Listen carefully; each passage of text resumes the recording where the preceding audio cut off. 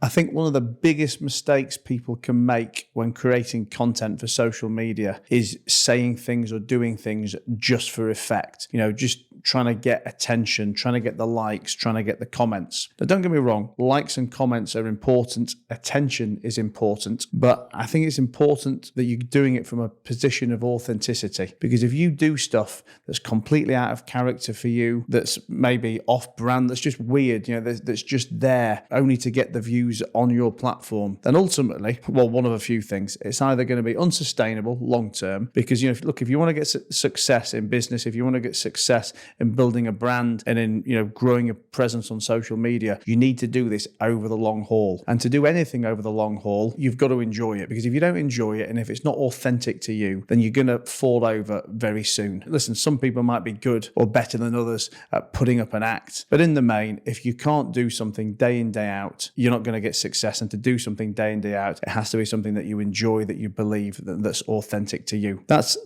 number one. I think also, that for me, the whole point of social media is that you're trying to create traffic to drive leads to do business with. Now, those leads may be online or they may be offline, but normally, particularly in a business like mine, if I'm taking a lead and doing transactional business with them, these people are going to be meeting me in the flesh. Maybe they're going to meet me on Zoom, but they're certainly meeting me one-on-one. If I've been doing weird stuff online, just attention-seeking stuff that's completely out of character for me, you're going to meet me in person and you're not going to get me. I'm probably not going to resonate with you. You're at best going to think, who is this guy? I know some people watching this are probably thinking, well, it's Matt Haycox saying this, who's always getting his arse out on social media. But I do guarantee you that if I meet you in real life, I will also get my arse out for you then as well. But I just think it's important to remain consistent, to remain authentic across everything you do. And if you're only creating content to try and get attention, you're going to fall over for multiple reasons quite quickly.